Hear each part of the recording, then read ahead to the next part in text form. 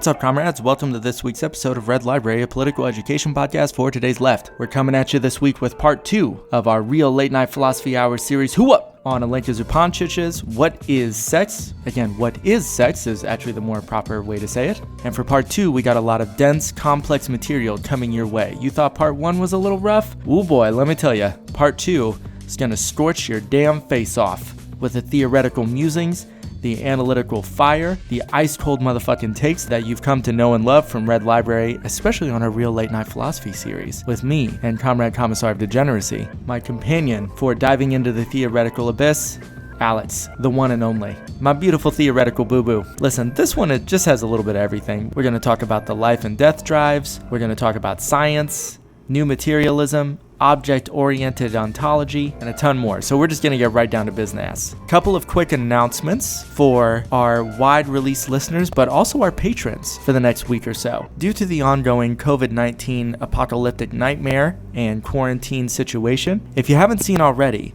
we are hosting Red Library Cinema, virtual watch parties on some of our favorite films, either really great films or films that are really just terrible, and we're riffing on them MST3K style. So if you're interested in that, and just want to support the show in general, please go over to Patreon. You can find a link to our Red Library Patreon page in the show notes, and for as little as $1 a month or a quarter an episode, you get access to all of our past and future episodes, exclusive to patrons only. You're going to have access to our Discord server where you can shitpost and share memes and GIFs with the rest of the Red Library crew. And now, you can do virtual movie nights for Red Library Cinema with me and the rest of the gang. They've been a hell of a lot of fun, and we want to see more of y'all in there. Remember that Red Library is part of the Lost Horizons podcasting network, along with our podrads over at The Regrettable Century and From 78, so remember to please keep supporting their work as we are all unified in one tripartite pincer attack, a dialectical, pessimistic pincer attack at the heart of capital. Support the show on Facebook, like us over there, follow us on Twitter, and remember, just keep sharing the show around.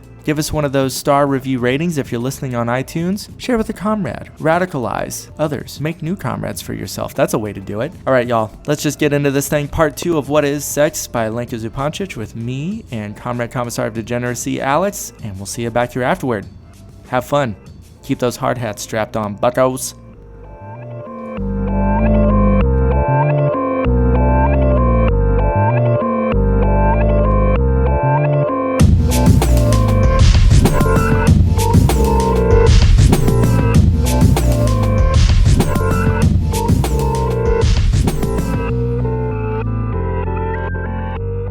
All right. Welcome to part 2. Part 2 of What is Sex by Alenka Zupancic, otherwise known as Bay. Otherwise known as Bay. Otherwise known as... Lacanian Bay. Yeah, Lacanian Bay. The best part of the track. It's a bold claim, but I support it. Spicy. Yeah, a little spicy. Ice cold motherfucking takes today. We're moving into the section of the book called Sexual Division, a Problem in Ontology. And this is where we get into the nitty-gritty. Okay, this is where we get into the idea of sexual difference and what it really means in Lacanian theory. Yeah. And how buckle the fuck up. Yeah. Put on your seatbelts, ladies and gentlemen. It's going to be a fucking bumpy ass goddamn ride. A little bit of theoretical turbulence coming your way. Yeah. So I'll just start by reading kind of like what my notes say about this, just like as an intro, and then we'll kind of get into the getting from one to the other thing. The idea of sexual difference is not something that aims at differentiating between concrete or primordial forms of sexuality.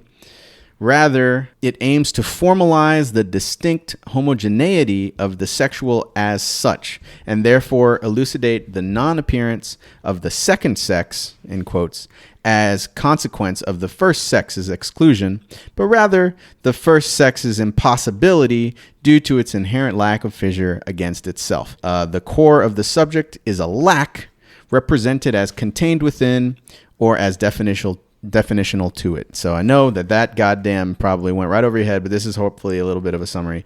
Difference does not exist between the two sexes. Rather, sexes exist as a parallel configuration of the difference and contradiction within the signifying order itself. Okay, so it's the same theme we've been talking about all last episode on this subject. And we're going to go through it slowly. We're going to start with Freud and his idea of masculine versus feminine and kind of the logic he uses to get through what I just summarized in a couple of sentences, okay? Because that probably was hard to follow. Really quick, before we jump in, I just will say this is one thing about Zupancic's writing style that I really love. She has a lot of repetition in her work. She comes back to the same ideas, comes back to the starting point in new and different ways. And I think it sometimes can feel like it's building on itself every time she comes back to the idea. Kind of like, dare I say, a orgasmic climax. I mean, I was going to say it was like an orgasmic theoretical climax. Oh, yeah. Yeah, we're not there yet. This is just foreplay, but we're edging. We're edging. This is like the equivalent of us like exiting out of theoretical Pornhub windows and just like watching the next and the next video. Okay, God damn it. All right. If we don't talk about sex, it's not an episode, is it? That is true. That is true. So starting off, let's talk about Freud. Okay, so like in Freud, right, he starts trying to conceive of what masculine and feminine are. Kind of comes from him thinking about sexual drives and attraction, and he's just kind of trying to make sense of this. Ultimately, he kind of finds it problematic though, right? And he starts talking about masculine and feminine. And he's like, well, what the fuck can we really say about these two categories? And ultimately what it gets to is kind of this idea that if there were something, pure masculinity and pure femininity, we would be dealing with an ideal case or model of sexual difference, right? But he's kind of saying that that's not enough. That's not going far enough. He says, look, if masculinity and femininity are like pure and they existed as like pure categories, then they would have to be one in the same category. And the reason he says this is because he's kind of trying to say that if they both existed and they were both material pure categories, then they would just complement each other and there would be no sexual issue. They would just resolve. Right? It's kind of like if you have like a positive one and a negative one, they just cancel out, right? Yeah, almost like perfect complementarity. You wouldn't be able to make sense of why there are like antagonisms or shortages. Right. It wouldn't explain the antagonism that we experience at the heart of sexuality, right? And so he kind of says, well, I think what we would have to say is that there's one space of sexuality, and he kind of attributes this to the masculine. And he says, if there was the masculine, then we would need the feminine as a supplement, right? But then he's saying this is impossible, right? Because if the masculine existed as itself fully constituted, there would be no antagonism there either. But because we have both, there has to be some kind of sexual difference. There has to be some kind of antagonism. So ultimately, what he kind of arrives at is that this idea that there's no second sex, okay? So he kind of says, look, if we have both, they have to be of equal magnitude and they would cancel each other out, basically. We can't have one subordinated to the other because they can't coexist in this way. What would define one and the other? Like, how would you differentiate between the space of the masculine and the space of the feminine and which one was doing what, right? Like, what would differentiate them if they both existed materially and didn't just cancel each other out or perfectly contradict to where they would eliminate the antagonism? Mm-hmm. So he kind of says, well, what we must have is a unity of masculinity, right? It's just like the entire field must just be masculine and femininity is some kind of supplement that's external. But then he says, well, that's impossible, right? Because then that would imply that there wasn't a conflict, right? Because if femininity is just purely external to the category of the material masculine, then there's also no antagonism there, right? We could just say, well, if we're talking about what's external to this, it's femininity. If we're talking about what's internal to this, it's masculinity, no conflict, right? So he kind of says, well, look, it can't be either of these scenarios. It's not a totality of masculinity with an external complement of femininity. It's not perfect complementarity of femininity and masculinity, because that would not cause our antagonism either. So he says what it really is the non-existence of the one. What splits into two is the very non-existence of the one. That is, of the one which, if it existed, would be the other, which is really difficult to understand, right? But he's basically saying that because we can't have both of them materially existing in any possible way, and we can't have one that represents a totality with some kind of exclusion of the other, that both must be different formulations of internally antagonized representation, right? Like they're both internally cut by an antagonism. Both categories represent that internal antagonism in a different way. And this is how they sort of interact. We kind of talked about this last episode with like the twisting of the relation between the other and the enjoyment, right? With the anti-sexist. And we were kind of talking about how one has to appear in the other in order for the other to appear in the one. And kind of like if you try to eliminate any category from the scenario or from the picture, right, you end up with a lack somewhere, and it doesn't work, right? The relation doesn't work. So he's kind of saying the same thing here, right? We have this sort of paradoxically twisted ontology, you could say, of sexuality,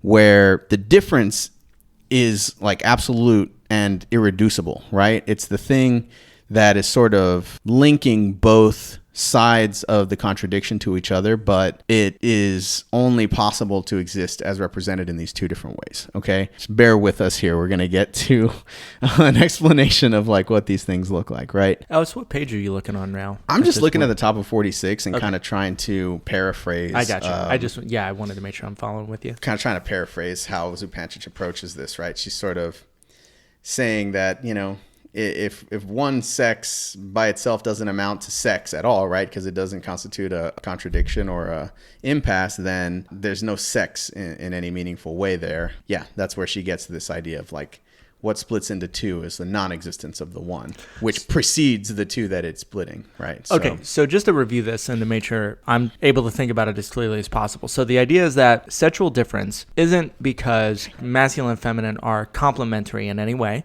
So that's not what we're talking about. Right. It's not that there's one and then the other is just this like supplemental thing that exists outside. It's that there are two different ways to grapple with the same sort of fractured impossibility. Yeah. And part of what makes them function at all in some sort of way together is not, again, that they're complementing each other, but it's almost as if they're dealing with the same problem in two different ways. And that's maybe where the possibility of relation comes in, because they're both relating to the same impossibility. Absolutely. Okay. So it's almost like you could think of it as, it's interesting, right? Because we typically like to think of things from the perspective of there being a singular thing, and then from there we can divide it and subdivide the singular into multiple categories, right? But here what's being argued is that there is no singular thing. The singular thing is impossible because what we experience is antagonism. And if there was a singular thing, the singular thing would be complete. It would be fully constituted and it wouldn't include an antagonism. So therefore, the singular thing as a whole or as a totality cannot exist. So what they're basically saying is that when we move away from nothingness or like just zero, right? We don't go to one, we actually jump straight to two, right? Because one appears as completely impossible. A consistent whole one cannot be. So what we actually end up with is the antagonism of complete absence, impossibility, and the things that it is an antagonism between. And when we try to relate those two things back to each other, we end up with like a semblance of a one, or like a ghostly apparition of there being a one, but it's not. It doesn't appear. Just to reference really quick, part one of this Real Philosophy Hours, fucking dive into the abyss that we're doing. So just to go back to the sort of the antagonistic nature between this approach to sexuality and Christianity, because whenever you said there's the one, well, the thing I thought about is like, well, that's essentially the kind of like metaphysical worldview that you have to hold if you place God at the center of the universe, right? God is the ultimate one. And so anything which would challenge the idea that there is a one in the first place, i.e. sexual difference or sexuality in this sort of Lacanian perspective, would inherently be like the most threatening thing. Because the idea of just saying, well, like the one is an impossibility or it's a ghostly apparition, you know, there's the impossible or the minus one, right?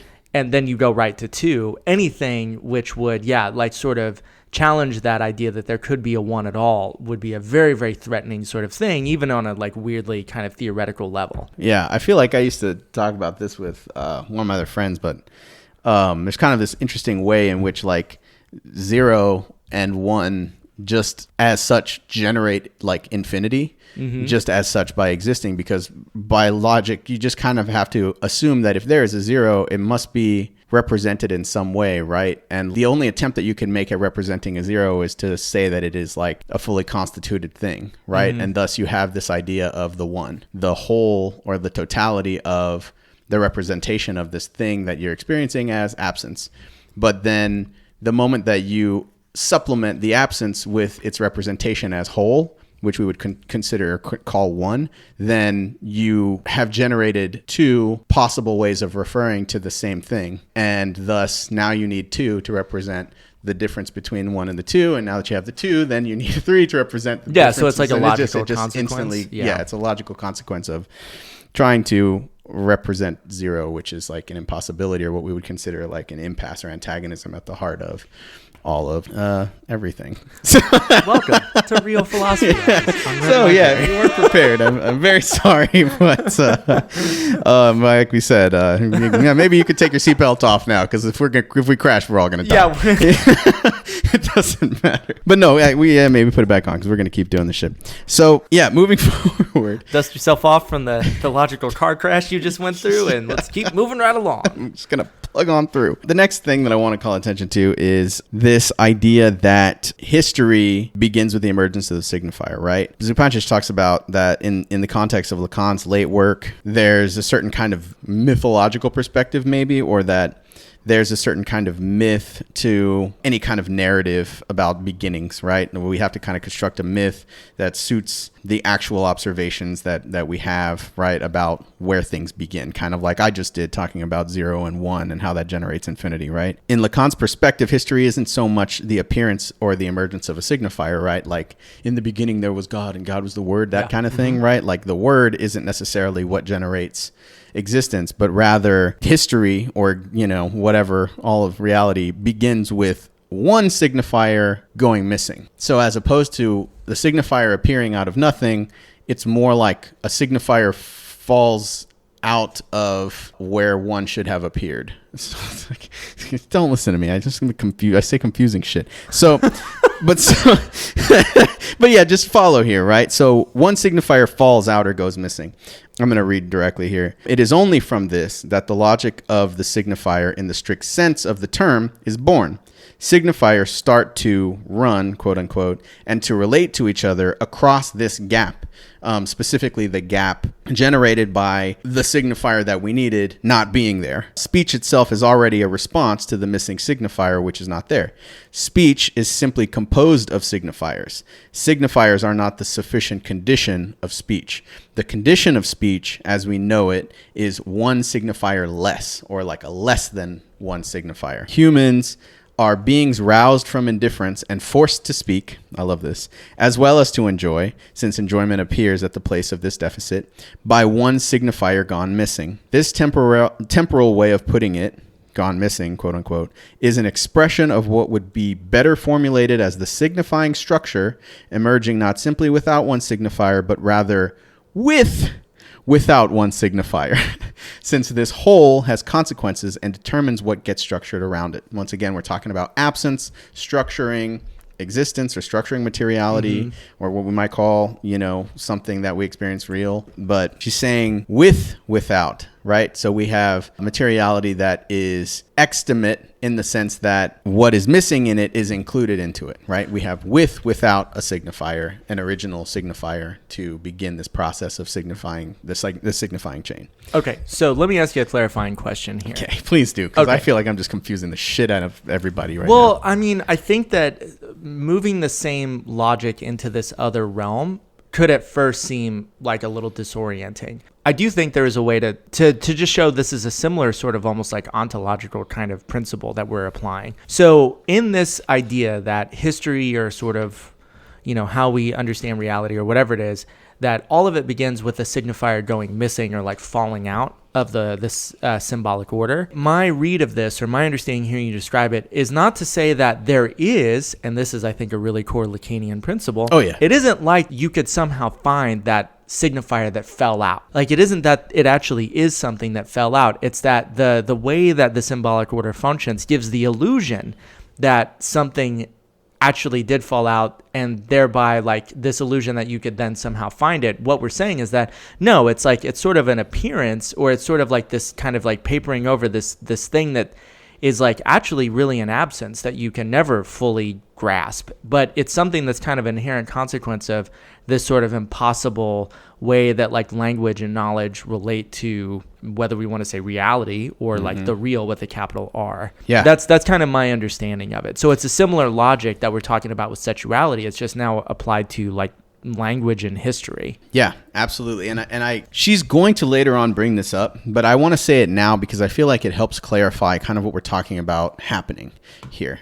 Because it's difficult. It's a really difficult concept to understand that the beginning of signification happens with an absence, right? So the example that I want to present is sort of the idea of like scientific breakthrough, or like scientific, God, I feel like I had a word on the tip of my tongue about how to describe this. You could call it like epochs, I think is the word that I was thinking of. Like I was thinking of paradigms, like Thomas paradigms. Paradigms. That's the word. Yeah. That's the damn word. Yes, thank you. God damn it. You're fucking in my brain sometimes and it's crazy. I But live in your mind. I live in your mind. What's that from? I don't know. It's just nothing. I would, just so everyone knows, I think I sent you a Hannibal Yes. Lecter And gift. it was so weird because I was literally talking to Nicole about Hannibal specifically, and we were like talking about it for a minute, and then I opened up my messages, and Adam had sent me a literal gif of Hannibal Lecter, and I was like, what the fuck are you listening to me? I think my response was, we both vibrate on the same string in the mind of Shiva.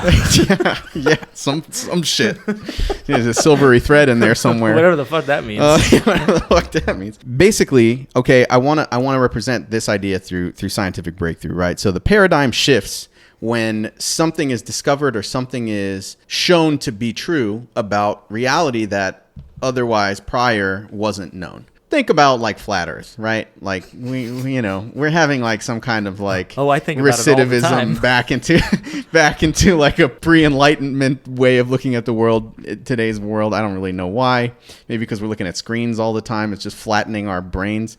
But like our ability it's a very to material think explanation. deeply. I like it. But so that depth that we see in this round ball of a world that we live on, right? Prior to Galileo, I guess, like we didn't know that it was round. Everybody just assumed it was flat, right? Because you look at the ground, it looks like flat ground, so everything must be flat. But what happened is the idea of the world being round completely shifted the ground upon which people walk, literally. We no longer see the ground as flat. The ground is now round. But when science moves forward and that paradigm shifts from one thing to the next, there is a part of how we understood the world to exist prior that just gets dropped. It just gets dropped like a bad habit. Like everything that sort of defined the internal logic and consistency of the world as it existed when it was flat is just replaced by the world is now round, right? So everywhere that the logic would have led to the world was flat is now just like plastered over with like new wallpaper, right? That is like the world is round. And so what gets lost is the sort of like point of negativity that existed in that flat world that was like constituted of all of the kinks in that signifying chain that like sort of brought consistency or some kind of like gravitation to the meaning that existed in the world prior the flat world, right? Once we move into the world being round, that signifying chain shifts again, and the coordinates that it was like sort of curling around before just get dropped. They just fall out of existence. And this is similar to what happens with that primordial unconscious idea of like the sexual, right? Like when you're a kid and someone tells you about what sex means, right? Like you could imagine how back in the day, they didn't know what sexuality was. They might have thought that like babies were made because they were brought by storks or some shit, but like when you got told this and it sort of filled in those gaps in your knowledge, you're just filling the gaps in with things that are riddled with gaps. And it's a similar phenomena when a paradigm shifts in science, you're filling in supposedly the knowledge, right, that you didn't have before, but because it occupies a space that didn't exist prior, all of the holes that existed in the logic of the old world just get papered over by like a consistent explanation, and you don't recognize that those holes still function. They still persist in the new world, even though they got papered over, right? Even though you're in a new paradigm, the holes in the old paradigm still take on a certain kind of character of their own. And I know this is like, sounds like fucking woo, like just like, what the hell are you talking about? But like, sounds like woo-woo bullshit. Yeah, like bullshit alarm. No, but like, no, it's very interesting. This is really, once we get towards the end, this is like one of the big major core crux arguments that she's making about both analysis and its effectiveness, and the importance of sex as a category and why it can be extended to such deep philosophical concepts as like what happened in the beginning. And just to reference something you mentioned in part 1 as well, and the idea would be in this sort of way of thinking about scientific paradigms in this way, whenever the new paradigm papers over the old one, the new paradigm also has its own kinks and gaps as well that will then eventually come to light or have to be grappled with, or it has its own antagonisms in the same way. Yes. Okay. Yeah. And so, I guess we can get to this really, really interesting exercise, or I don't know what you want to call it, that Zupancic presents here. So rather than continue to try and confuse you with this like esoteric language of like lack and, all shit, how things are generated, let's talk about the differences between the two positions of sexuality or sexuation in Lacan. Not that this is going to get any more clear. Yeah, I don't know if I've ever said, let's turn to Lacan to make something more clear and understandable. Yeah, so I have here, I kind of like, this is her referring to Kopček again. Zupancic is referring to Kopček again. She said, this was Joan Kopček's profound intuition when she discussed the formulas of sexuation in relation to the Kantian antinomies of reason. Difference or contradiction does not so much exist between the two sides or positions. Rather, the two positions are parallel configurations of a difference or contradiction of the signifying order itself, which they logically decline in different ways, each one producing the fundamental contradiction in its own way. Okay? And those Kantian antinomies of reason would be things like we either have free will or we don't have free will, where we're like determined, or there is God or there is not a God. So these sort of like things that seem like fundamentally, inherently contradictory answers, again, but it's not that they're mutually relating to each other. They're sort of each unique different responses to the same impossibility of reason itself. Right. They're kind of woven into each other. Like you see like this in Hegel a lot. Like he starts talking about like contingency and necessity. Mm-hmm. And then he just sort of like teases apart how like it's impossible to have one without the other, and that they're like intricately woven into each other, the like internal logic of one another. And this is like what he calls like this sort of dialectical reasoning, right? Of like trying to discover that relationality between or within something and itself. Yeah. Anyway. Yeah. So it's easy enough. Yeah, sure.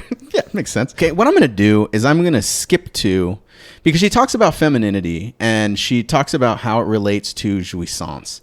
And she starts to talk about how in Lacan, he represents this idea of castration, and that basically he is trying to argue that there is a relationship between castration and jouissance, but because that's like a little bit esoteric and a little bit like fucking complicated, and just even talking about the concept she introduced before that was already hard enough. Mm-hmm.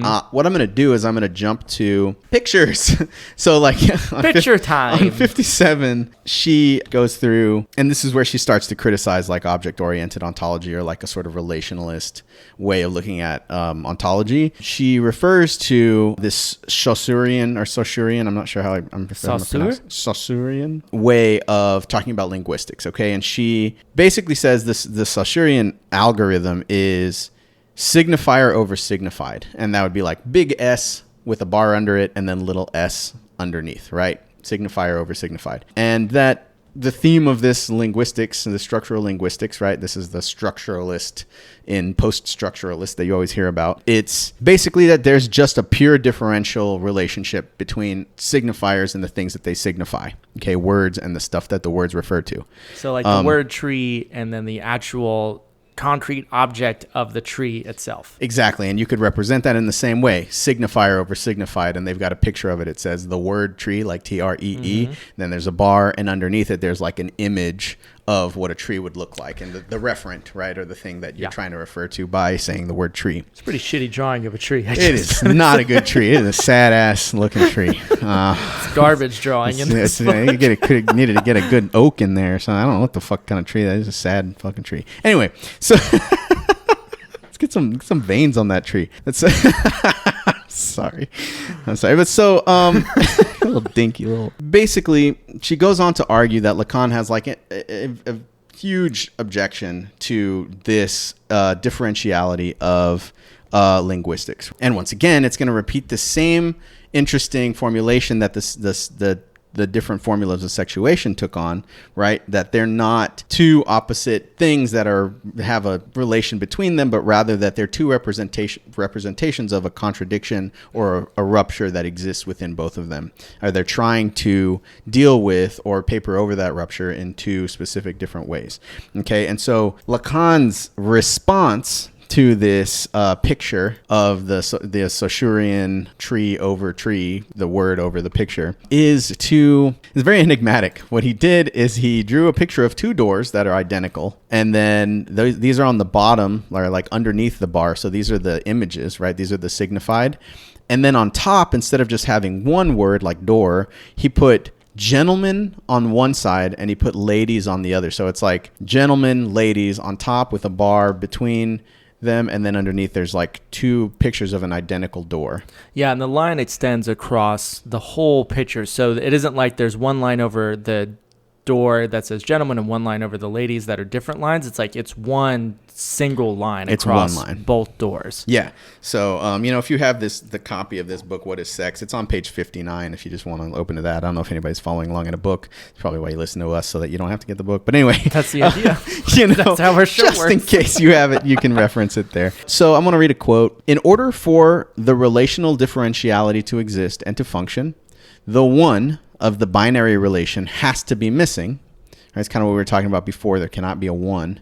And this makes all the difference, because in the structuralist logic, the Saussurean logic, there's a one, right? You could say there's a tree. There's, the signified and the signifier, and both of those things are fully constituted like positive domains that relate to one another. Lacan is saying, no. There's no such thing as the one, right? That's an impossibility. So what we have is basically the possibility for differentiation can only appear on the basis of this fundamental difference, right? And so he's reintroducing the concept of the subject into this highest sort of mathematical or representational structuralist idea, right? He's saying there is a fundamental difference within subject itself. You cannot have signified and signifier relating without addressing this fissure in the idea of language or relationality as such. And so he kind of supplements this drawing by giving a little story about a train station. So I'm going to read the story about the train station. So remember, you've got an image of two identical doors, the line above it, and then it says ladies and gentlemen on top. He gives this story as a supplement to the image when he's trying to explain his difference between his perspective, Lacan's perspective and the structural perspective. So he says, a train arrives at a station. A little boy and a little girl, brother and sister, are seated across from each other in a compartment next to the outside window that provides a view of the station platform, buildings going by, right? So as the train comes to a stop, look, says the brother, we're at ladies. Imbecile, replies his sister. Don't you see we're at gentlemen? And he accompanies this story with some commentary. So I'm going to read the quote from Lacan just because maybe his own words will make more sense to you than our explanation will in a second. One would have to be half blind to be confused as to the respective places of the signifier and the signified here, and not to follow from what radiant center the signifier reflects its light into the darkness of incomplete significations. That's like way more poetic than most of Lacan's stuff. Yeah. What? For the signifier will raise dissension that is merely animal in kind and destined to the natural fog of forgetfulness, to the immeasurable power of ideological warfare, where is merciless to families and a torment to the gods, which is merciless to families and a torment to the gods.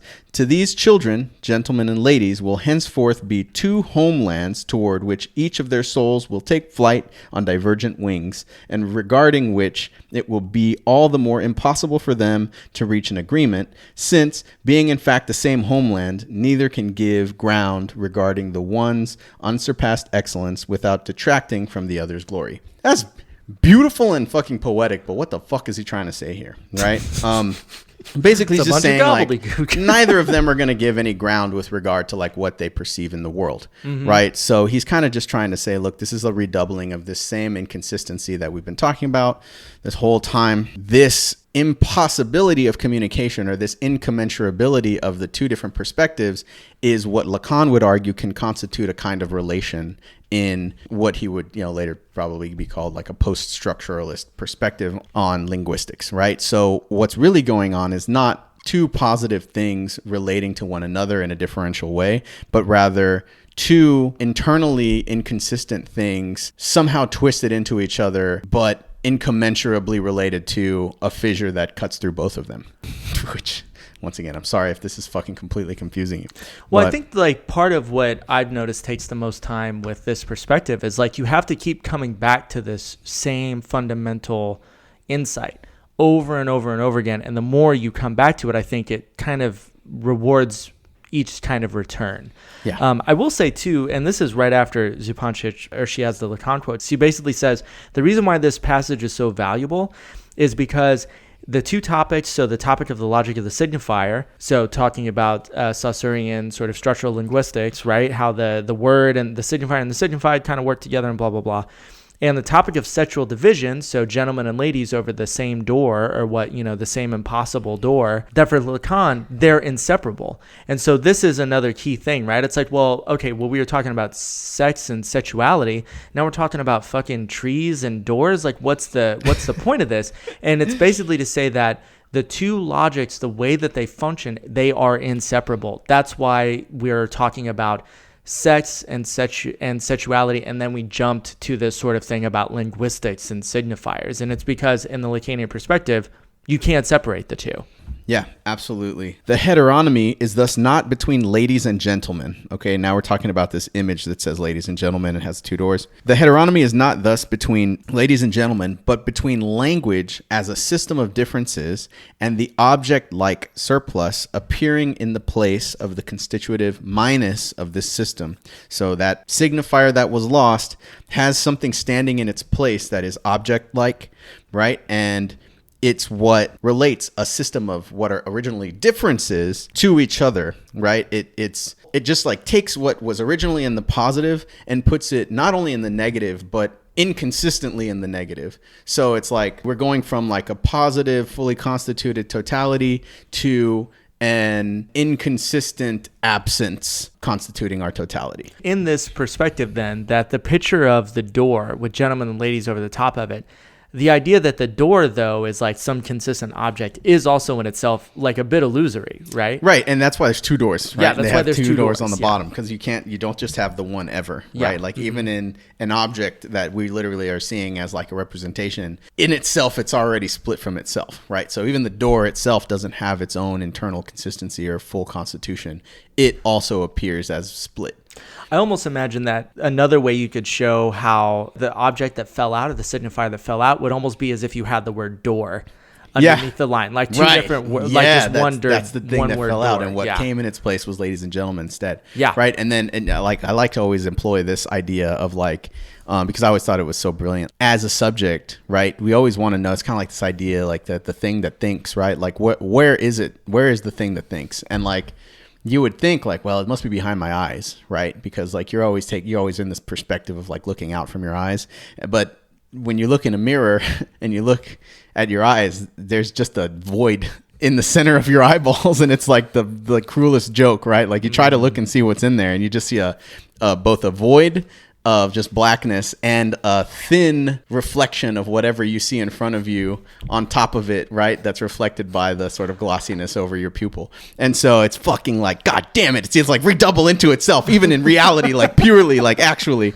And so like, so there's that. And it's kind of like also this idea that you yourself are not just like a fully constituted essentialist type of creature, right? You still have to relate to yourself. You are not coincidental with your own position of enunciation or your own position of thought. You have to still relate to yourself kind of in the third person, or you still have to kind of stand in for yourself to imagine what it is that you're experiencing when you are a subject, when you are in being, right? Like you don't even have coincidence with yourself. So of course there can't be coincidence between you and someone else, right? There's no perfect relation because you're not even perfectly related to yourself. Yeah, it's like you are already an impossible object. Right, exactly. And so that's why you need to get out of here with that authenticity bullshit. Yeah. No, there's no authenticity except for in fascism, right?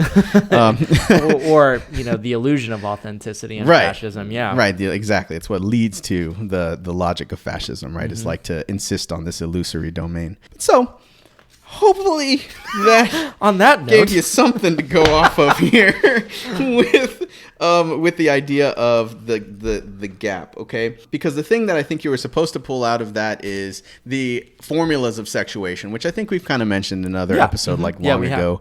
But you could think of the formulas of sexuation as sort of shifting the idea of logic based on exception, which would be like we have a totality that refers to an exception. So we can conceive of an entire field of some substance as long as we have some exception to refer to that doesn't consist of that substance, right? So you have this logic of like totality based on exception. But I guess like the answer to that, the Lacanian answer to that would be the totality doesn't have to be based on an exception, because then you get this like weird differentiality, like the Saussurean logic.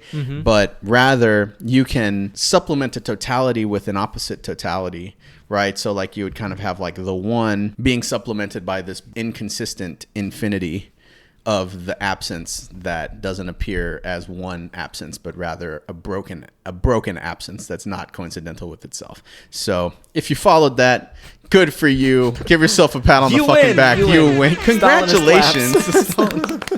But yeah, if you want to learn more about this, read Lacan. But this book does a really good job of explaining it. I just don't want to go through and try to explain like all of the symbols that Lacan uses. I feel like this would in itself take like an hour or two just to explain. That's right. And it's not castration the best and it's really not, guys. You need there's a symbolic dimension to this that is really, really helpful. And having the images in front of you and being able to kind of make sense of what images mean what.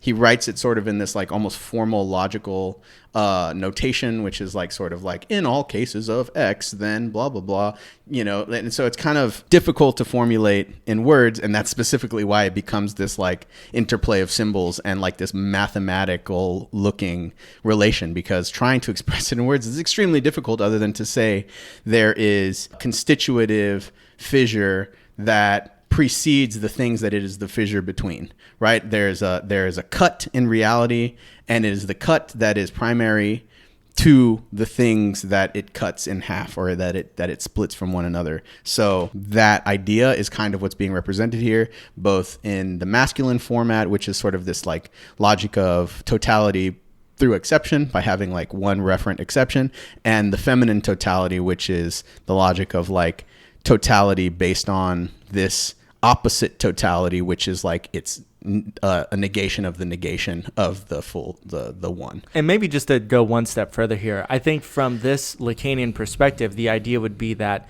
going back to our relationship between sexuality or gender and like which one you're sort of privileging, every gendered identification would always be still constituted by this impossibility. Yeah. The idea is that no matter which gender someone identifies with, it's like there's no escape from the sort of fractured impossibility, because that is what constitutes sex and sexuality.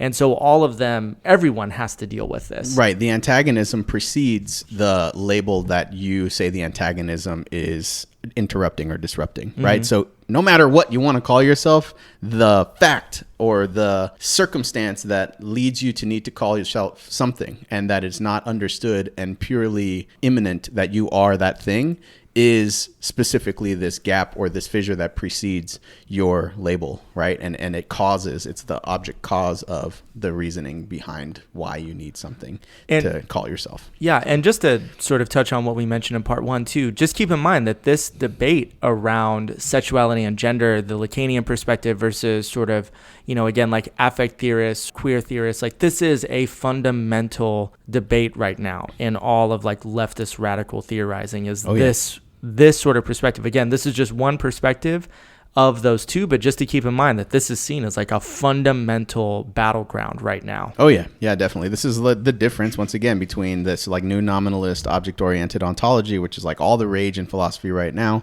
And this is kind of like the old school, look, man, you can't just collapse everything into positivity and end up with the same kind of ontology. Not only that, but you're defeating the ground upon which emancipation can exist. And that's the stakes of the game. Yeah, like that's emancipation that is the stake. Yeah. In this game right now, is which one is a sort of more straight path to the position of being an emancipated subject, or just emancipation in general. Yeah. And so just to conclude on this whole section, we can move on.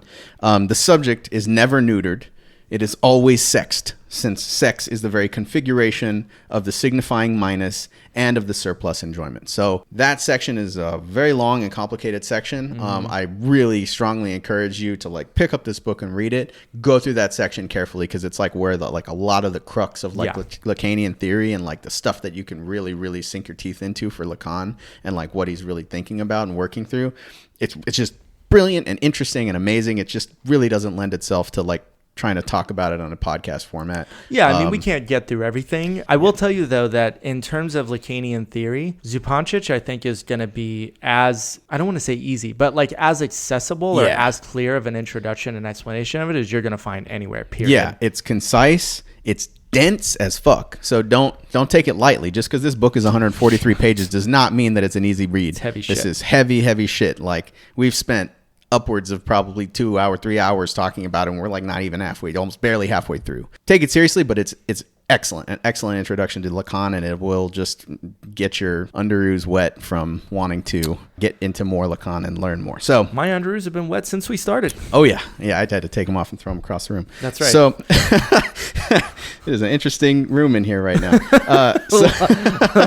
Lots of wet underoos just flying around the room over Zupancic because she's bae. Yeah. So basically, what I would say is, the beginning of chapter 4 deals with establishing traditional correlationism, traditional perspectives on correlationism, sort of replacing nominalism, right? Like kind of, and how Lacanian psychoanalysis criticizes this. And so the idea that Meillassoux, who is the like thinker that she's presenting, talks about this is he says that basically all philosophy after Descartes was, as like beginning with Kant, was rejecting the possibility of any relation between being and knowledge. We never get to deal with the object in itself, and there's no standalone subject either that doesn't already fall victim to the relational aspects. Thus, relation becomes like the topic that everybody talks about, everybody tries to define. So for Lacan, it's not like that. For Lacan, the real is not something that depends on the relation between being and knowledge, or the material and its discourse, but rather that materialism is not guaranteed by any matter.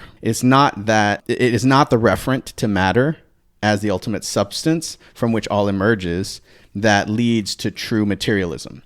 The referent doesn't matter. True materialism is not grounded on the primacy of matter, but the notion of conflict and contradiction inherent to both categories. And so there's a quote at the bottom of 78 I could read. The distinction between nature and physics established by Lacan does not follow the logic of distinguishing between nature as an inaccessible thing in itself and physics as transcendentally structured nature accessible to our knowledge. Modern science creates a new space of the real, or the real as a new dimension of natural space. Physics does not cover up nature or reduplicate it symbolically, but rather it is added to it, with nature continuing to stay where it has always been. And this specifically allows for nature to become imaginary in the Lacanian sense, which means that we can now see it in the language of the symbolic referent of physics, which we have now supplemented reality with. So the thing that's at stake here is not nature. What's at stake is, okay, so I'll read directly. What is at stake is not that nature as scientific object, that is physics, is only an effect on discourse or of discourse. It's consequence. So physics is not a consequence of nature, right? It's that physics, by supplementing nature, actually allows or opens up the space within which we can talk about and change nature itself. So the fact that the discourse of science creates or opens up a space in which this discourse has real consequences, like capital R, real consequences, also means that it can produce something that not only becomes part of reality, but can also change it. So the major argument in this section is basically that by transitioning from like the Meillassoux logic of post-Cartesian relationalism into Lacanian psychoanalytic perspective, you're actually opening up the space for the thing that you might have assumed was, like in science, just a consequence of natural phenomena, into the realm of science opening up the space for us to actually change and manipulate the very nature that supposedly caused it or that it is a consequence of. So I don't know if that makes any sense. I just want to say, I just think that does actually make a lot of sense, and it's a pretty fucking radical move to make, and just to show how, you know, again, these theoretical perspectives have very, very serious political consequences. So if you sort of fall into this like object-oriented ontology or what's called triple O sort of perspective of like Meillassoux or whoever it might be or anyone in that camp, the idea is again, like where you sort of take this perspective in terms of this like approach to like relationality versus the sort of Lacanian perspective, it's almost like the stakes here are like whether you think it is possible to change reality around you or not, or whether you just sort of take it as this sort of like play of relations. And right. To me, that's kind of the stakes of what we're talking about. Again, it's like the stakes are emancipation and whether you think it's possible to change anything at all. Yeah. And so just to conclude this section, he brings up Omphalos, which is a really famous book by a guy last name Gosse, who's a contemporary of Darwin.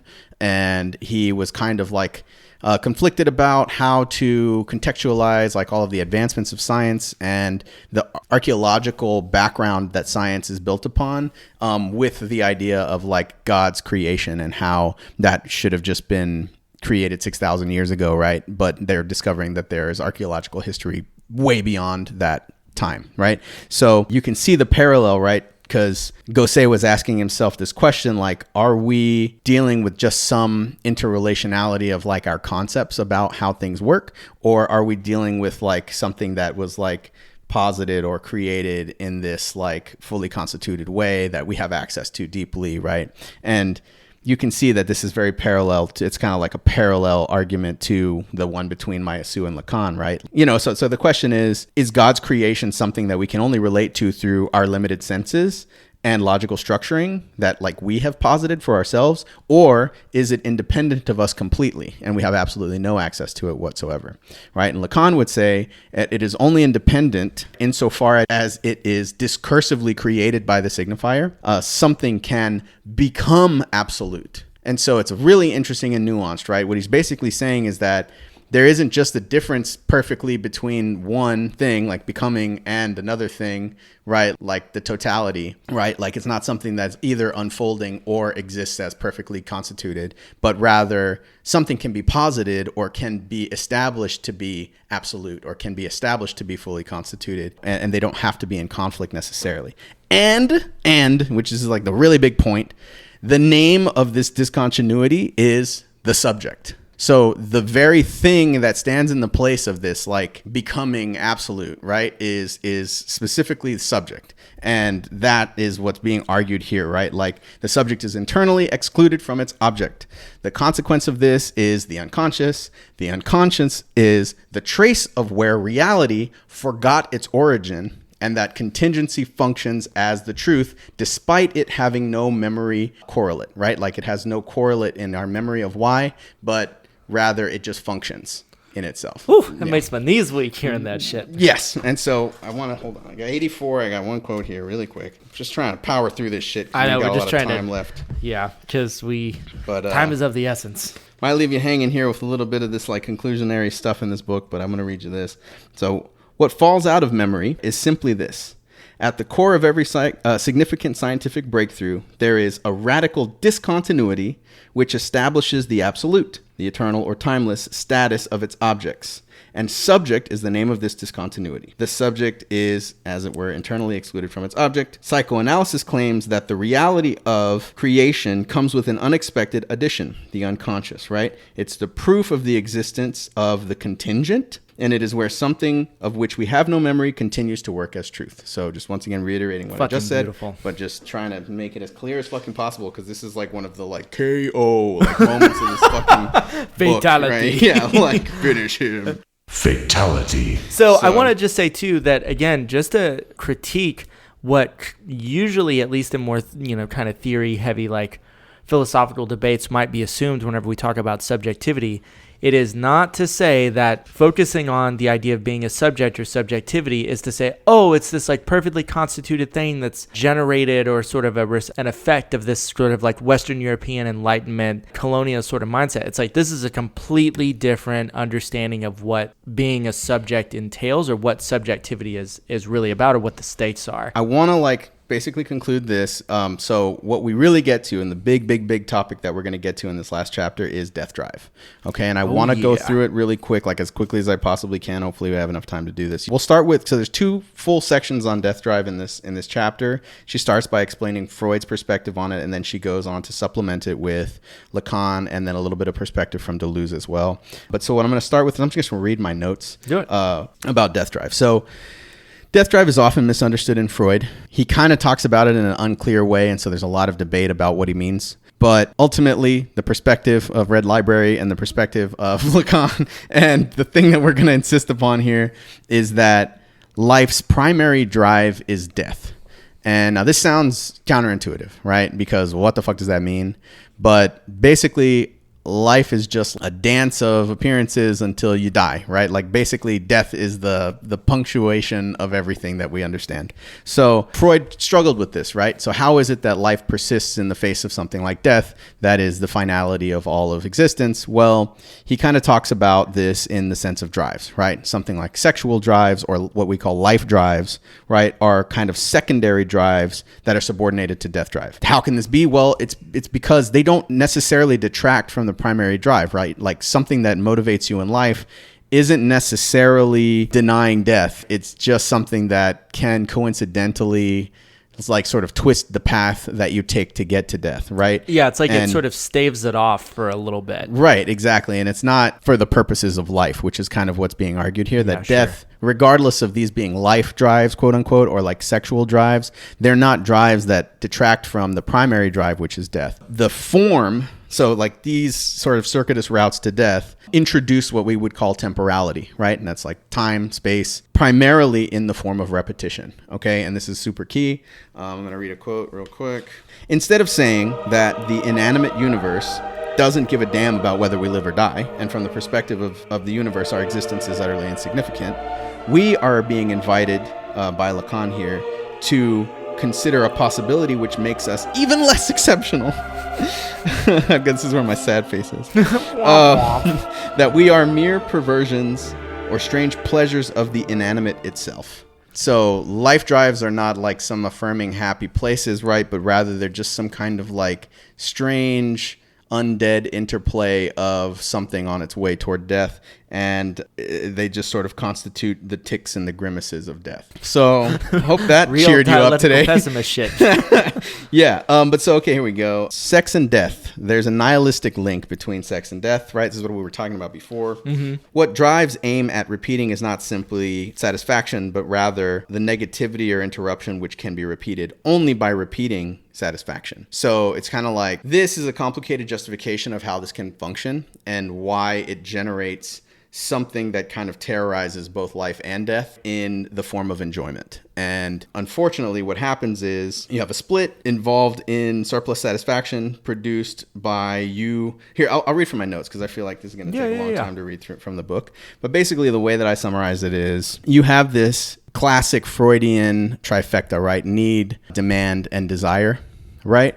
And so this is kind of his explanation of drive. And what happens is you have a need, right, which you attempt to satisfy, right? And whenever it gets satisfied, it sort of spontaneously or serendipitously generates this surplus of the satisfaction of the need. In the case of like a really classic Freudian example, he would say like the baby cries, but they don't really know why. And then when they get the mother's milk, right, they recognize like that their need is being satisfied, and that satisfaction creates their ability to demand something, right? And so then they have sort of constituted this way of demanding their satisfaction now. Okay. And so then once you have the demand, right, and you continue to repeat the demand and you continue to satisfy the need, what develops is a certain desire, not for just the thing that was needed, right? Not just for the mother's milk, right? But for the affection of the mother, which comes along with the feeding process and which develops what we would call a desire around the satisfaction of an initial need. So this is how we transition from basic needs being satisfied to something beyond needs existing that doesn't have a positive correlate, but rather appears as the repetition of satisfaction over and over and over again until this sort of negative space of like something other that you're trying to fulfill beyond just the need and it being satisfied. So it's like a redoubling of the process of repetition. Yeah. And so just clarifying that example of like sort of baby demanding and needing like sustenance from the mother's milk. So the idea would be that with the satisfaction of that basic need, there's this surplus thing that you're also getting, and then desire is always about the surplus thing that exists beyond the actual need itself. Right, and that surplus thing, namely, would be enjoyment. Yes, right, and so desire is always, revolves around what you would want, what you enjoy, or what you think you would enjoy. Right, so we're always repeating these like attempts at satisfying our needs, with the hope that one of them will cause us, will sort of magically generate this enjoyment that comes as a surplus of that. Right, and this is what drive is all about. Drives are the domain of these repetitions.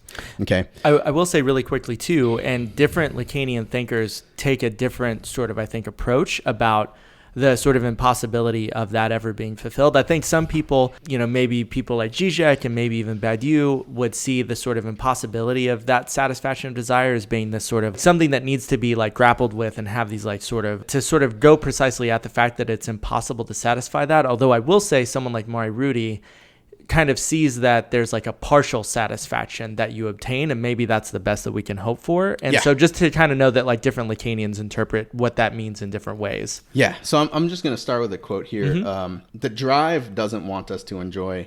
It's only the superego that wants us to enjoy. The drive couldn't fucking care less, right? Like we're like some accidental, like we're like some accidental twisting of some, death drive that's moving the drive forward, right? So satisfaction, for the sake of satisfaction, is not the goal of the drive, but its means. This is what is profoundly disturbing about the death drive.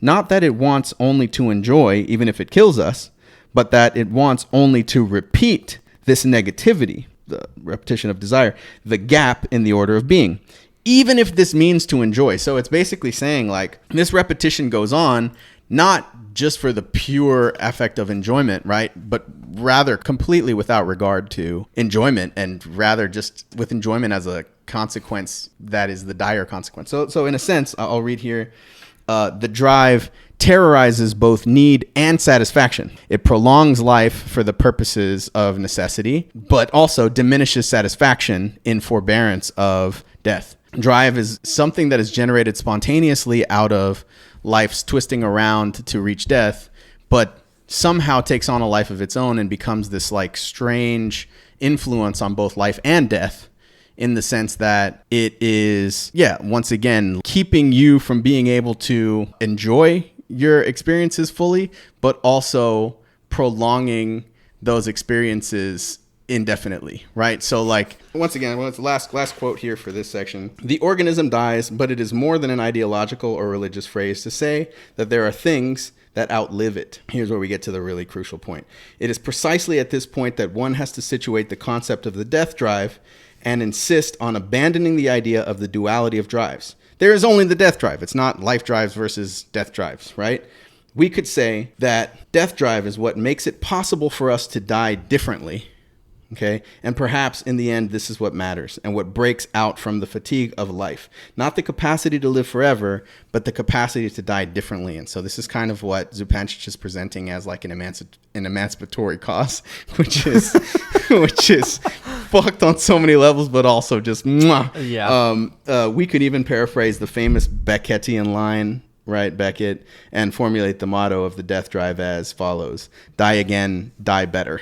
Like the Tom Cruise movie with Emily Blunt. Die Another Day? No, not Die Another Day. It's like, fuck. I don't know. They changed the title like 3 or 4 times. Zizek just talked about it a bit. Oh, okay. Yeah. It was good. It's a good sci-fi film. Okay. I'd be down to see it. I'll put a link for the preview. Yeah, it's worth watching. Yeah, okay. I think it's actually weirdly Lacanian in some way. So okay. Edge of Tomorrow is what it's called. Edge of Tomorrow. Okay, I have heard of that. Yeah. Basically, she goes on to talk about trauma and how this same format can be used to try to tease out trauma, right? Trauma represents the breakdown of the continuity of life and thus cannot be represented by terms of relation within which it creates a rift. So this thinker, Brassier, so she kind of brings up the proposition here is that trauma is not something that we experience, but also exists in this primordially repressed way, the same way sexuality does.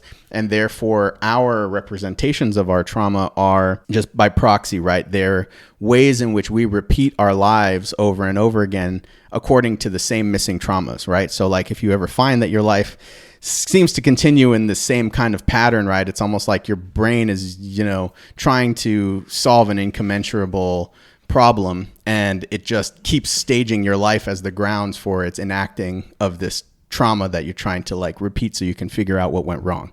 And basically my advice to you is don't live life as a social experiment for the purposes of alleviating your traumatic impasse, dipshits. Go see a goddamn therapist. Psychoanalytic one. But yeah, so basically because trauma cannot be lived. Trauma exists in this primordially repressed way. What ends up happening is people keep trying to represent their traumas for themselves in their own lives, and they end up reliving their trauma in everything they see. Kind of like the prohibition of cigarettes ends up appearing in all aspects of our life. We are just living without the cigarettes, so to speak. Can I just say really quickly, too, that as someone who does therapy specifically around trauma, that this is actually very, I think, accurate to what actually happens.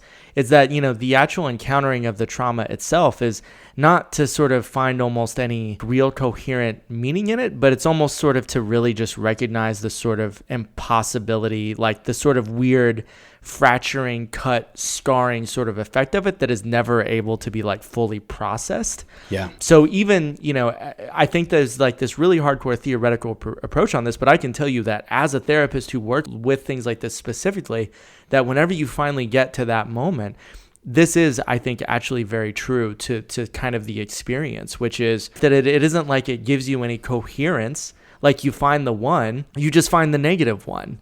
And there's a weirdly emancipatory thing about that. Yeah. So, to move on, I mean, she has a beautiful explanation of like the back and forth between Lacan and Deleuze. And, she situates this just straight in the middle of this problem of trauma and like, the responsibility of the analyst and how the analysant like basically exposes the internal logic of their traumas through kind of like identifying with or repeating a certain word or a certain signifier that then the analyst can quote unquote bore a hole through through the spontaneous expressions of the analysand and kind of highlight that signifier as the thing, the negative space, the sort of attractor around which all of their relational content in their lives, as a subject is sort of organized around, and it's unbeknownst to the subject themselves. Let's see, let me read this quote. This is the problem of the realism which operates with the notion of reality as such as it is independently of ourselves. The problem is not simply that we can never exempt ourselves from the reality of which we are a part, and that we cannot reflexively subtract our distortion and in this way obtain a pure independent reality. The problem is deeper and much more fundamental. Reality as it is independently of ourselves appears or comes into view only dependently on us as subjects, not in the sense of being caused or constituted by us, but in the sense that reality's own inherent negativity or contradiction appears as part of this reality precisely in the form of the subject. Apart from other things. The subject is an objective embodiment of reality's contradiction. So this is sort of the gist of Lacan's materialism, right? He's basically saying that the subject is a physical objective embodiment of the contradictions in reality that we can use to basically apprehend those contradictions. We do have access to the material. It's just in the form of this subject that is primordially like repressed and unconscious, right? So that's bam. All right, fucking KO. Fuck you. Fatality. Yeah. So I just want to say, to flesh this out too, and going back to how this is, one side of this fundamental debate that happens now in a lot of what is called new materialism. The idea is that the human sort of experience of the human subject is just one object among other objects, and it's this like emphasis on trying to dehumanize for the sake of just making us sort of relational or kind of like flattened out with every other like materials object. But the difference in this approach is to say, actually the only perspective in which you could ever signify material objects or reality as just being material is only from this subjective position.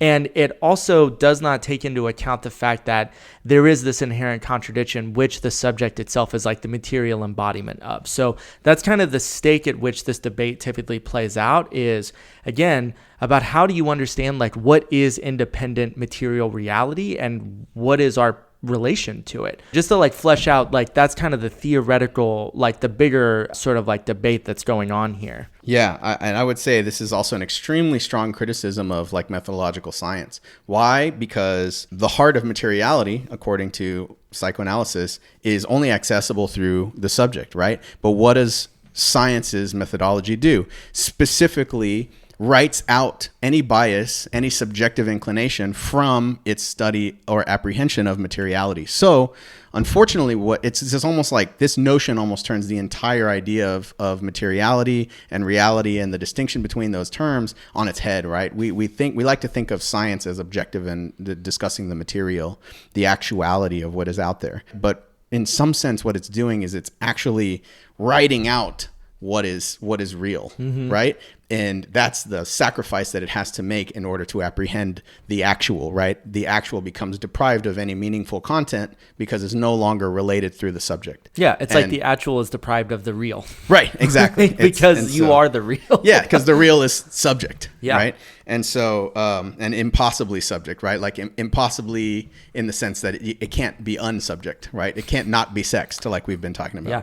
Can't unsubjectivize or unsexualize yourselves, assholes. Right, exactly. To all you scientists out there. To all you goddamn scientists. No, I'm just kidding. I have a lot of respect for science, but I think that there are some things that we really need to consider very seriously about ontology and what we consider important in our study of science moving forward in the world. But anyway, anyway, that's a whole other 12 episodes. That's a whole other fucking episode. So, in conclusion, really, let me see if so what I'm going to do is just kind of read the final couple of things that I have marked here. 129. Lacan conceives of the real as the point of the internal impossibility or contradiction of being. We've talked about this, which is why he holds the real to be the bone in the throat of every ontology. In order to speak of being as being, one has to amputate something in being that is not being. That is to say, the real is that which ontology has to cut off in order to be able to speak of being as being. Okay, and that's what we just talked about with science and actuality versus like reality. The event belongs to that which is not being as being. And that's, she's talking about Badiou in that section. Anyway, I had that marked. But so this is my last quote, like actually last quote. And it's just like basically like the last sentence of the book on 139. When Marx wrote that the history of all hitherto existing society is the history of class struggles, this was not a description of social history that was more accurate than other descriptions. Rather, the concept of the class struggle is an example of a new signifier, one that reveals a hitherto invisible dimension of social reality and gives us tools to think it. It does so because it names the point where the impossibility of social justice gets disentangled from the necessity to repeat this impossibility. Mwah! Mwah! So, love that shit. We've got just like some really, really interesting and fruitful philosophical investigations, psychoanalytic investigations of the concept of sex that lead us to like just some like just rife, like fucking delicious, fruitful, quality and wonderful. Yeah, quality meats. Okay, quality meats here. Okay, can I tell you as well, because I think this might be helpful for listeners to understand as well about, I think, our show, and I think especially you and I in particular. Yeah. Like whenever I talk with someone about politics or about, radical perspectives or whatever, and if I tell someone it's like, oh, I'm a Marxist, I think that it's important to clarify that whenever I say like I'm a Marxist, this is kind of what I'm talking about. This is what we mean. Yeah, it isn't like I mean, I like get down with this shit too, I mean, get you a man who can do both, right? It's like part of me that's like, yeah, like I want to read shit on like political economy and like understand. Like I was just, going back and rereading The Poverty of Philosophy and reading classic Lenin texts. I mean, still do that, right? But whenever I think about, if I tell someone, yeah, I'm a Marxist, it's almost like the next question we should sort of then discuss is like, well, let's talk about what sex is. Yeah. It's like that to me is how I think. Yeah. That's what comes in whenever I'm thinking about like Das Kapital at a reading group, is just I'm just hearing like salt and pepper going on in the background. Yeah. Yeah, and I mean, I think, so this is theory. To me, this is theory. Welcome to theory. Like, so this is why it's real philosophical hours. You know, this is why we read this shit, because it's so productive in teasing out some of the like inherent contradictions of like just the basis of language that we use to relate to like our struggles materially in the world, about basic concepts that we take for granted, and that by doing so, by default, plant us in some kind of like symbolically constituted like worldview that is biological positivist in its like in its nature, and it just like ultimately lends us no freedom to be able to think outside of the order that is upon us now, right? Like this sort of status quo of how we exist. And so it's extremely important to like be able to find that point of negativity that we can break out of this through, you know. Exactly. And it's not just it's not just a crack in the foundation. The crack is specifically the opening in this like superficial like papering over of what's important that we can use to then build something new out of, right? The crack is the foundation. It's not just the like catastrophe theory of like, look, they're deceiving you. It's not just this idea of like, look, something's wrong, like I can see under the skirt of like the mother, right? Like, no, it's not that. It's specifically recognizing this crack and elucidating the crack all the way through to the point where we find the space to break out of specifically the thing that we found the crack in the first place, right? And so it's like you can't just accept the world the way that it is. True criticism should completely subvert the traditional functioning, like we said in the very beginning, talking about, what Zizek was saying in the prologue or whatever, the intro to this. Like, it is specifically the subverting of that normative way, that like normal way of talking about discourse and talking about science and talking about sex and talking about politics and talking about Marxism, all these different things, right? That we have to fully subvert when we are truly critical. And this is what we're talking about. Just to go back to what are the stakes of this particular debate and why to invest so much time and energy, because this shit is hard. Yeah. Like, it is hard to grapple with this stuff and to be just completely ice cold motherfuckers about it and to just state exactly why this is so necessary is because unless you push it this far, and I think we're both very much of the mindset that this is going to give us the way to like go through the crack itself, or to understand how the crack is exactly like the subversive exit, right? Or it's the place to stand on. Like, it's like the Archimedean point you stand on to move the world is actually a point of nothingness. It's in the crack itself. Mm-hmm. But I think like the stakes of this are exactly that if you don't follow this far, everything that you think is subversive is in fact not. It's masturbatory. It's masturbatory, or it's actually just sort of like either skirting around the actual like radical emancipatory moments or subjective sort of positions, or it's feeding back into the system itself and like just reinforcing like the way that she conceptualized class antagonism, right? It's just all of its presuppositions, right? Like just reinvigorating them. And so to me, it's one of the things that I actually was talking about this on our first Lost Horizons sort of like roundtable discussion that'll be out soon. Whenever someone asks me like, oh, well, like, what does it mean to be a revolutionary? What's this revolution that you're interested in? Or what does it mean to be a Marxist? It's like, well, I just asked the same question that Marx asked, is that if I'm going to be revolutionary, it's like, what does that mean? It means to like tear something out by the root, right? To deal like with radical. A fundamental overturning of everything. Mm-hmm. And it's like, well, what are we trying to overturn? It's like, well, we're trying to overturn capitalism, right? In a big, huge capital C sense of that word. Yeah. And it's like, so if I'm going to be a revolutionary or be in favor of revolution, I better fully understand what it is that we're trying to overturn, so we're not just recreating it, or we do that as much as we can. And to me, this goes back to the Frankfurt School and the failure of the German Revolution and the turn to Stalinism, right? Is like, why is it that the revolution wasn't successful?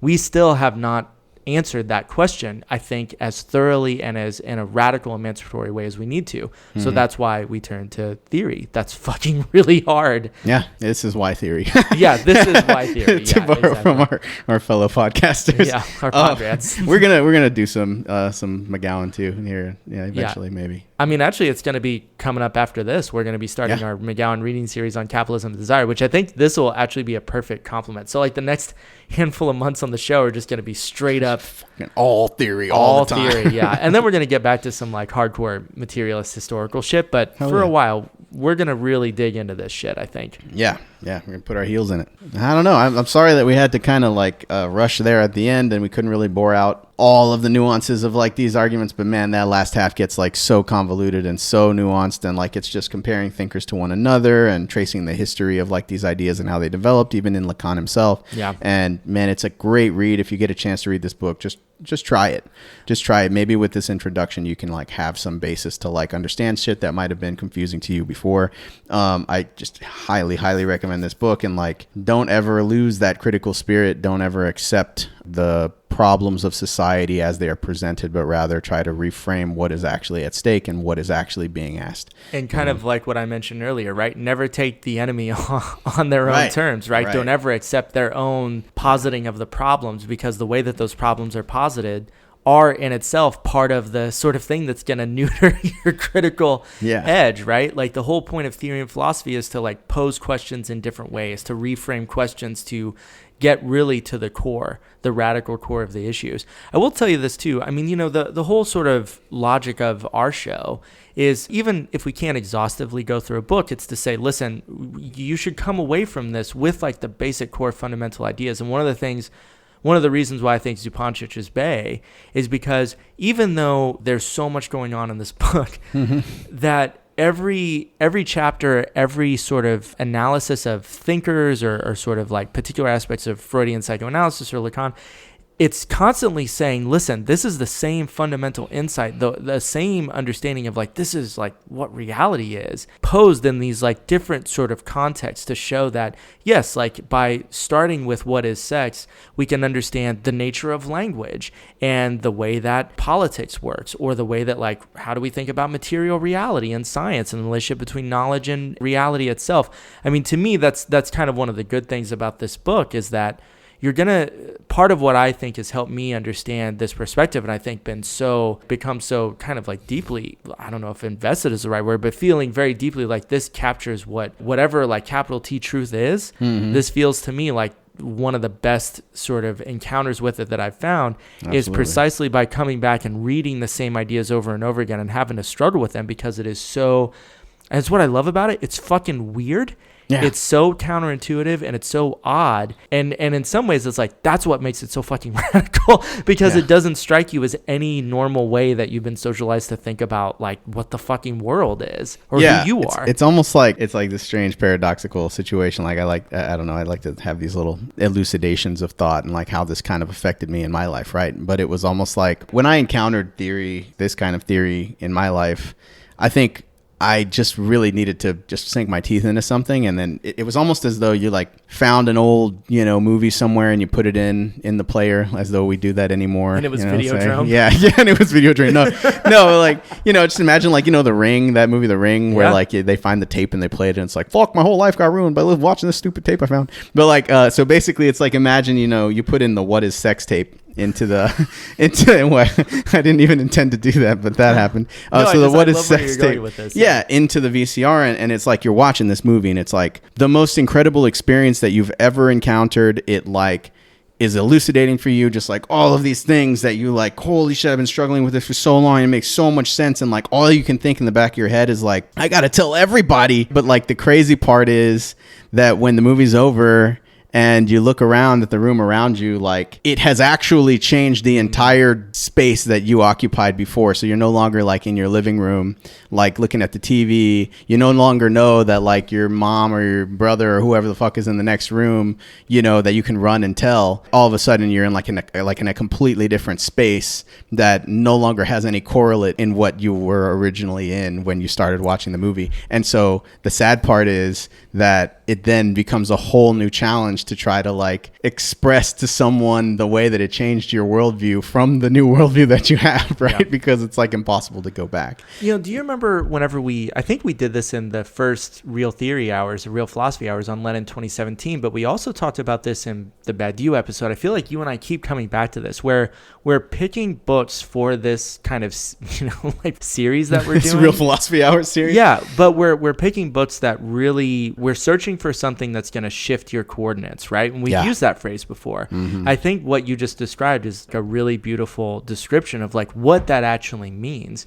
You know, it's like shifting your coordinates doesn't just mean that, oh, like you go a different way. It's that you fundamentally change the position in which you were standing in the first place. Yeah. And that's going to bring new, very, you know, in some ways, like that is in itself a traumatic experience. At the same time, I think what we're pushing for is to say that if we're really going to, you know, be quote unquote revolutionary in a real sense of the word, it's going to necessitate going through that process in some sort of way. And that's precisely why psychoanalysis is like a deeply political sort of thing to engage in, because it has to do with shifting your fundamental coordinates precisely to understand and maybe see the crack that will help us subvert the systemic sort of thing that we're battling against. Yeah, man. I agree. So thanks for bearing with us as we, you know, try to tromp through this book. But like, goddamn, if it wasn't worth it, I think it was worth it. I think it was worth it too. I think this is easily going to be one of my favorite two-parters. Yeah, just like episodes that we've done. I mean, hell yeah, man. Yeah, I mean, well, you know, at the start we said like we're about to dive into the fucking abyss. So I mean, I mean, you got what you came for. But I mean, I guess I'll kind of leave everyone with this, and maybe this is kind of what we're driving at here is sort of why to keep doing this, and like what does it mean to be critical? Like why read theory? What is the importance of it? Put on those mirrored shades, and it's just becoming a 24/7 ice cold motherfucker. Ice cold motherfucking takes, man. Just ice cold motherfucking takes. Liquid hot magma. Ideological critiques on glasses. Right? Yeah. They live, man. So watch it. Never take the sunglasses off. Yeah, put them on. Never take them off. Fight Roddy Rod Piper for like 15 minutes. That's what you and I are going to do after we're done. We're just going to have a fist fight in an alley. We're just going to fist fight in an alley for like fucking 20 minutes straight. Just the most awkward. Just like, what's going on here? It's the struggle, man. Yeah. All right. Well, I guess probably maybe next Real Philosophy Hours I'll lead one, since we kind of are alternating a little bit. Yeah, man. Fucking my back hurts, bro. No, I'm just joking, man. I feel like you contributed just as much. No one else I'd rather do it with. Likewise. Big heart energy. Yeah. All right. We out here. We both out here. Hell yeah. And I know you guys are out there too, and we really, really appreciate you guys. So thanks for bearing with us on this, and keep on listening, man. It's what makes our world go round, our philosophical worlds go round. That's right. That's why we do it. We love y'all. Hell yeah. All right. We'll see you next time.